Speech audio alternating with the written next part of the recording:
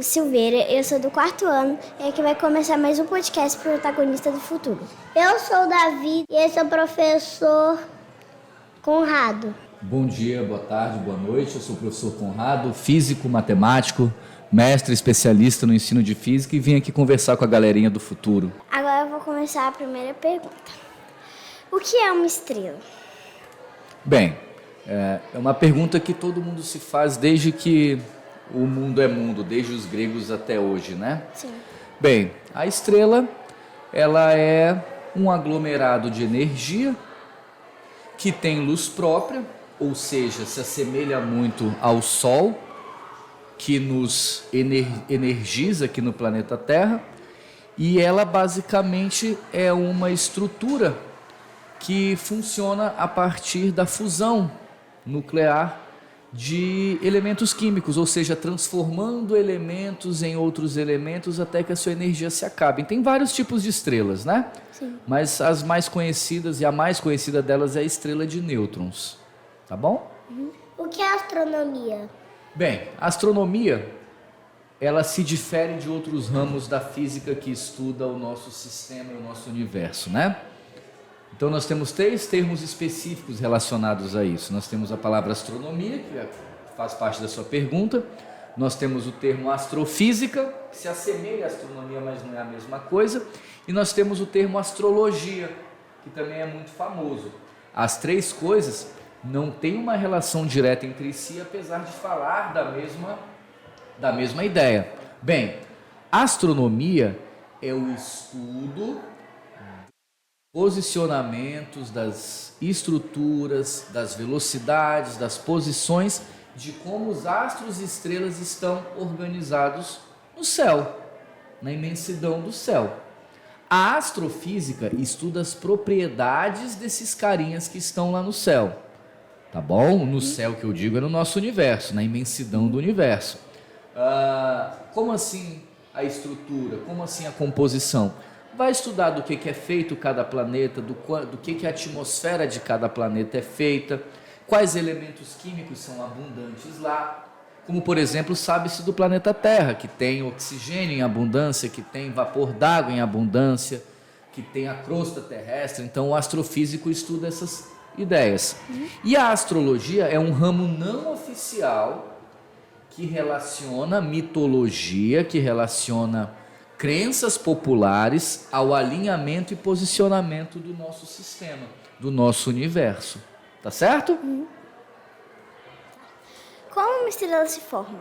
Bem, uma estrela se forma a partir de uma pequena grande explosão. Existem diversas formações, mas a mais didática para a gente repassar numa ocasião como essa é a partir de uma explosão. Então você tem ali algum aglomerado de nêutrons que vão sofrer essa ligação entre si, que vão se formar entre si, dando início às primeiras estrelas, tá? Essas estrelas vão sofrendo as suas fusões e se transformando em outras estrelas conforme o tempo passa, né? Uma estrela tem aí aproximadamente alguns trilhões de anos, ou seja, a gente nem sabe quando a nossa estrela principal, que é o Sol, tende a acabar, porque a gente ainda está nesse trilhão vivendo. Né? Para vocês terem uma ideia, 1 trilhão de anos aí é muita coisa, né? Assim, passa do milhão e muito, milhão, bilhão, trilhão, ou seja, um número inimaginável para a gente. Tá bom? O Sol é um satélite. O Sol é uma estrela. Para se classificar como estrela, é importante que esse ente astronômico emita luz própria, tá? Os satélites têm a propriedade de girar em torno dos astros, como por exemplo nós temos a Lua aqui na Terra, como nós temos as luas de Júpiter, que na verdade são satélites de Júpiter. Lua é o nome do nosso satélite, e outros satélites importantes que o homem já conhece desde a antiguidade clássica, como por exemplo Logan, Medes, Titã, que são os mais conhecidos junto com a Lua. O satélite, por sua vez, ele não emite luz própria, ele precisa de uma estrela que o cerca, que o rodeia para emitir. como é o caso da Lua, que recebe a luz do Sol e à noite a reflete para o planeta Terra, formando os eclipses, os fenômenos que a gente habitualmente está acostumado. O que acontece quando uma estrela entra em colapso? Quando uma estrela entra em colapso, ela desprende bastante energia, tá? Ela desprende bastante energia, ela acaba morrendo e essa energia tende a se dissipar e chegar até aos nossos olhos através de milhões de anos de propagação e de caminho que ela percorre até a gente, tá? Esse colapso, essa morte da estrela pode acontecer de diversas maneiras, tá bom? Mas em geral é quando a fusão dos elementos químicos que a compõem vão encerrando. O que são astros? Os astros são todos os corpos celestes que compõem o nosso universo, viajantes do nosso universo, né? Cometas, asteroides, pedacinhos de corpos celestes que são desprendidos, satélites, tudo está relacionado lá. E aí nós temos as classificações de acordo com as subdivisões. O que serão as estrelas, o que serão os planetas, o que serão os exoplanetas e assim por diante, né? Sim. O que é um buraco negro? Um buraco negro é uma região do espaço de densidade infinita, onde nada se escapa da sua estrutura. Se você fosse comparar um buraco negro com alguma coisa, ele pareceria um funil, com uma abertura maior em cima e uma abertura mais fininha embaixo, onde nada que passe por perto dele vai conseguir sair. Nunca mais, nem a luz. Por isso, por ele aprisionar toda a luz que passa por ele e não deixar ela escapar, ele vai ser chamado de buraco negro. Pessoal, esse foi nosso primeiro bloco. Já já nós voltamos com o segundo bloco. Obrigado, professor, por participar. Por nada.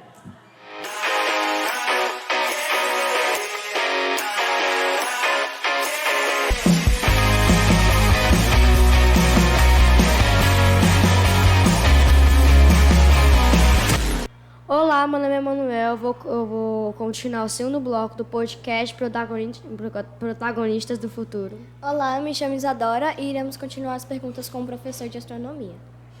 Qual foi a coisa mais difícil que você aprendeu na sua carreira? Tá aí uma boa pergunta. A gente que gosta da área de física, de matemática e de astronomia de um modo geral, a gente não encara as dificuldades. A gente encara sempre como um desafio bom. Então, se eu te disser que eu não encontrei ainda uma coisa dentro da minha área que eu a considerasse difícil, eu estaria mentindo para você, mas eu te digo que o desafio de aprender aquilo que eu gosto é maior do que a dificuldade. Mas uma coisa muito difícil que eu encontro ano após ano é fazer com que jovens como você se interessem por essa área, que é uma área considerada difícil, considerada esquisita, estranha, e que tem perdido um pouquinho de espaço para outras novidades para os jovens. Então, considero que cativar pessoas a seguirem a minha área tem sido uma tarefa mais difícil, até hoje, enfrentada. Entendi. Quais são os principais físicos e astronômicos? Quando a gente fala de representatividade na astronomia, a gente pode falar de anos atrás até hoje, da Grécia Antiga até hoje, né? Então, físicos que a gente considera, astrônomos que a gente considera, a gente pode falar do Cláudio Ptolomeu, a gente pode falar do próprio Aristóteles, a gente pode falar isso dos gregos. Um pouquinho mais para frente a gente tem o Johannes Kepler, temos o Isaac Newton, o Galileu Galilei, né, que Galileu Galilei inclusive teve problema de visão, de tanto observar através de telescópios o céu. Morreu quase cego em função disso, de tamanha devoção dele pela ciência. E depois nós temos outros, né, o Albert Einstein, que desenvolveu a teoria da relatividade geral, o Stephen Hawking, que estudou a termodinâmica do universo, o James Webb, que tem um telescópio em homenagem a ele, né? Uma sonda, e assim por diante. Temos muitos a citar. Você, se fizer observações todo dia no seu telescópio, pode ser que descubra alguma coisa que os físicos ainda não descobriram, né? Então, parte da observação e da curiosidade, tá bom? Entendi. Quantas constelações existem? É uma pergunta infinitamente difícil de responder, porque as constelações são várias, né? A constelação de Centauro, de Órion, enfim, nós temos uma infinidade de constelações que a gente considera datadas e registradas pelos físicos. Nós temos uma centena delas. Observáveis, nós temos um punhado. E distantes ao ponto da gente levar toda a eternidade e não alcançar, nós temos mais um monte. Eu brinco que nós temos mais estrelas no céu do que o triplo da quantidade de grãos de areia que nós temos na Terra. Então é uma coisa meio difícil de registrar, tá bom? Mas são muitas, são muitas. Entendi. Quais são as contribuições da astronomia para a sociedade? A astronomia consegue gerar previsibilidade, né? Então, se você for de coisas simples, os nossos calendários são baseados na astronomia, né? Sim. O dia, o ano, a semana, todos eles são baseados em movimentos que a Terra executa ou que a Terra participa, entre tantas outras coisas, como prever o funcionamento de algumas coisas do universo, conseguir aplicá-las para a gente, como, por exemplo, saber a idade do universo, como, por exemplo, entender as principais reações que acontecem nas estrelas e tentar aplicá-las de maneira análoga, parecida aqui no nosso planeta, e imitar a natureza de maneira positiva, ok? Como se sabe a idade do universo? Hoje em dia nós temos aí uma série de contribuições para saber a idade do universo. É feito através de sondas, e feito através de instrumentos que são posicionados e que captam a quantidade de energia emitida a partir da primeira explosão e as viagens que essas partículas fazem ao longo do universo e se distanciam. Então, para saber a idade do universo, é enviado pulsos de luz até a sua imensidão e calcula-se o tempo que ele demoraria para chegar e voltar. Talvez esse tempo, Manuel, não seja o tempo que quantas gerações da gente conseguiriam ver para registrar. Sabe-se que o universo tem 14 bilhões de anos e que essa idade é bem real e fidedigna, dados os dados que já foram coletados por essas sondas, mas é em virtude das emissões energéticas que o nosso sistema, que o nosso universo faz desde a sua grande explosão até o dia de hoje, o chamado Big Bang quente, tá bom? Qual vai ser o próximo evento importante da astronomia? Os eventos astronômicos que mais se aproximam da gente são os eclipses, né? Sim. E os solstícios, os equinócios, que são eventos que acontecem. Mas os eclipses são os mais importantes. Então, de períodos em períodos, a gente vai se deparar. Eventos astronômicos também podem acontecer de surpresa. Eles podem acontecer de repente, um corpo celeste vir parar aqui no planeta e a gente não saber o porquê, da onde nem porquê, né? Mas em geral são os eclipses, então que vão acontecer, certo? Certo. O que fez você seguir sua carreira? Desde a sua idade, eu sempre fui muito interessado em matemática. E quando eu cheguei no 6º ano, eu comecei a estudar as geociências, que justamente fazem parte do estudo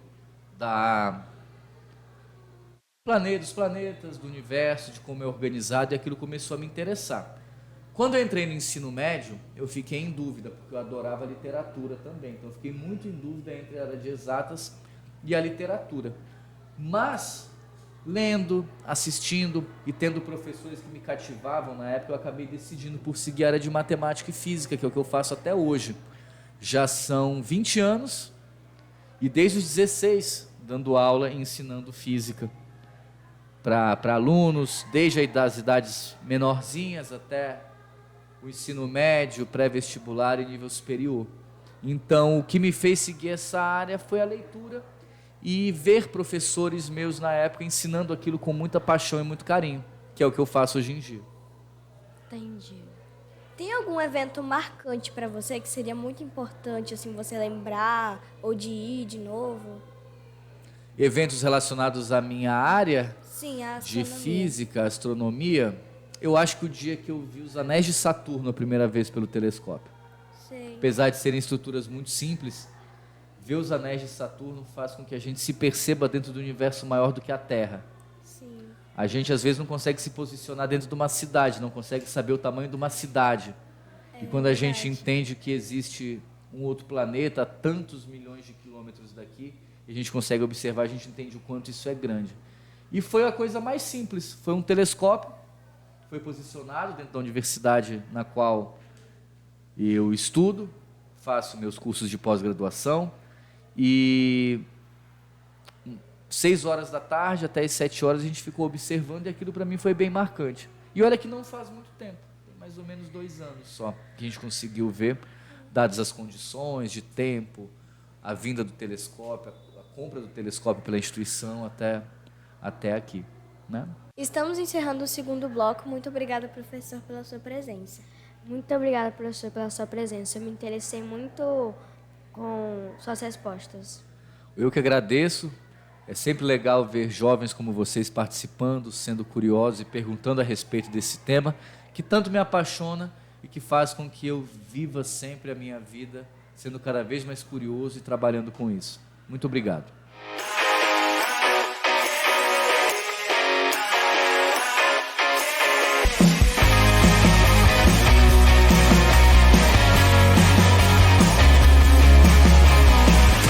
Olá, me chamo João Neto. Estamos aqui de volta no terceiro bloco do Protagonistas do Futuro e eu sou do primeiro ano do ensino médio. Oi, eu sou a Maria Marcolina, também do primeiro ano do ensino médio, e a gente vai continuar a entrevista com o professor Conrado. Obrigado pelo convite. Vamos lá. A nossa primeira pergunta é sobre o que seriam exatamente as estrelas e como elas são formadas. Bem, as estrelas, o nosso principal exemplo de estrela é o Sol. Parecido com o Sol, nós temos alguns outros milhões, milhares, talvez mais estrelas no universo do que a quantidade de pessoas na Terra, para vocês terem uma ideia.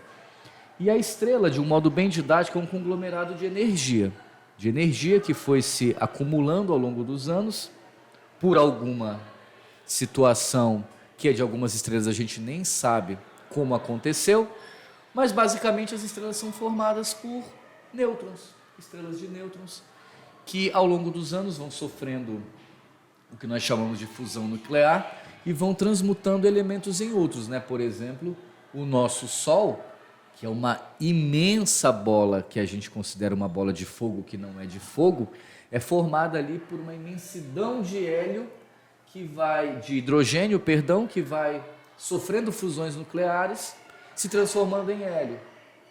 E ao longo dos anos, que a gente não fala de 1, não fala de 2, a gente fala de bilhões, trilhões de anos, esse combustível das estrelas, que no caso do Sol para a gente é o hélio, vai se transformando em elementos do próximo grupo de número atômico.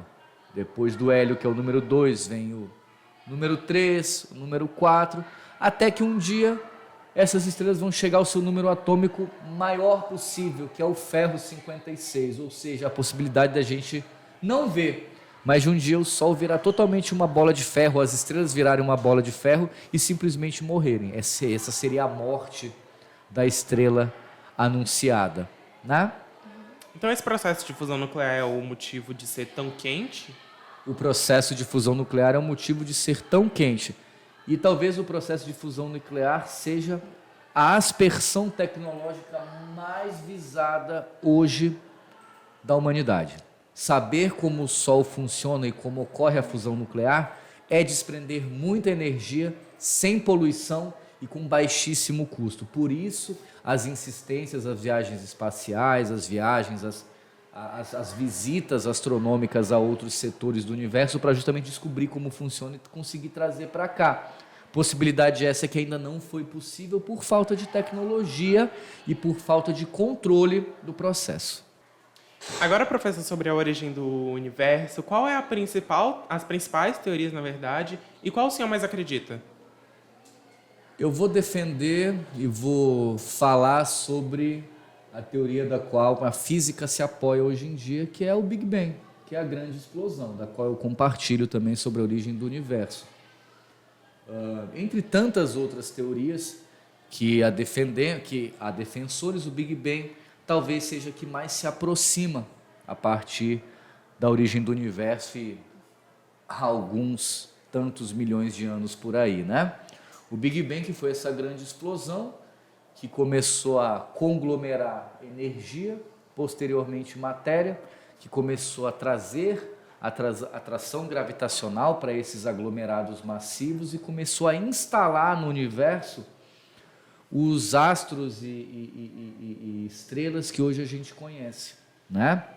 Acabando por formar os planetas, acabando por formar os satélites, nesse apanhado gravitacional de matéria que se condensou junta.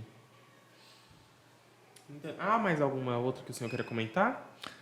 Eu, colocando o podcast como o sentido da astronomia, sempre é feita uma comparação entre o criacionismo, que é a origem do nosso universo a partir da crença divina, comparado com o Big Bang. Eu costumo dizer o seguinte, que entre os criacionistas e os cientistas, é melhor que a gente consiga chegar numa teoria que una as duas e pare de gerar conflitos de opinião, né? Então, um grande físico famoso disse um dia que o Big Bang foi criado pelas mãos de Deus. E aí isso fez com que o coração das pessoas de ambos os lados pudessem se acalmar com relação às suas crenças e às suas perspectivas científicas. Mas isso a gente fala para o mundo onde não existem esses estudos avançados, né? Uma coisa tátil para a gente compreender. Mas, basicamente, essas duas teorias são as que mais movem hoje a ciência e a religiosidade. Sim, porque ainda há uma grande divergência, né, entre os pensamentos. Uma grande divergência, né? Uma grande divergência que gera, inclusive, confrontos de opinião, né? Que gera desrespeito, gera descrença à religião e, às vezes, descrença à ciência, que são dois pontos que caíram muito juntos com a nossa humanidade, né? Então devem ser respeitados de um modo geral, tá bom? Inclusive, ao longo da história, um dos grandes físicos e matemáticos que conseguiu interpretar algumas equações de Einstein que estão relacionadas à gravitação universal, a lei da teoria da relatividade geral, foi um padre. Então, para você ver que essas duas coisas podem caminhar juntas em harmonia de consenso. Tudo bem? Ok. Agora, sobre o Dia Mundial da Astronomia, a gente queria saber qual foi a origem dessa data e por que ela é comemorada em dias diferentes todos os anos. A origem do Dia da Astronomia deve-se à homenagem a algum evento ou alguma figura importante, certo? Não existe uma data igual em alguns locais do mundo. Por exemplo, aqui no Brasil, dia 8, que passou. Nos Estados Unidos, em dezembro, acho que 2 de dezembro. E em alguns países da Europa, em maio, dia 5, dia 2 de maio. E essas datas vão porque não existe um consenso mundial, como as nossas datas festivas principais. Então você imagina que talvez nem o Natal tenha uma data fixa para todas as civilizações e todas as crenças. O Dia da Astronomia vai depender também do local onde se observa, mas geralmente está relacionado a algum evento, tá bom? Ou figura importante desse processo. E aqui no Brasil, qual seria esse evento importante que faz com que o Dia da Astronomia seja comemorado no dia 8? Não teve nenhuma uma situação típica. Foi basicamente uma data onde foi possível observar bastante fenômenos astronômicos, no qual então se instituiu, né? E esses eventos astronômicos estão inclusos aí passagem de cometa, eclipses, e assim por diante, tá bom? Sobre os movimentos da Terra, como é que eles influenciam no nosso cotidiano? Olha, os movimentos da Terra eles são maiores do que a gente está acostumado, né? A gente conhece 2 movimentos da Terra que estudamos ao longo dos anos de escola, que é translação e rotação. A translação, que é o giro em torno do Sol, e a rotação, que é em torno do seu próprio eixo, né? Então, por exemplo, a rotação influencia, né? Influencia inclusive na aceleração da gravidade da Terra, influencia na atração Terra-Lua, que vai influenciar as marés. O movimento de translação vai estar relacionado também a esses eventos e outros movimentos que a gente pode conhecer como a precessão, que é o movimento onde você muda o ângulo da Terra em relação ao seu próprio eixo, ou seja, uma variação de grau, como se fosse a Terra fica mais inclinada em relação ao Sol, um dos seus hemisférios em relação ao outro, de acordo com o intervalo do ano, período do ano. E isso faz com que nós tenhamos as estações do ano bem definidas, de acordo com o passar do tempo. Entre esses 14 movimentos que a gente conhece, além da translação, da rotação e da precessão, nós temos ainda a nutação, nós temos ainda o deslocamento de periélio, o deslocamento de centro de massa, que são movimentos mais complexos que a gente já estuda especificamente na astrofísica e na astronomia.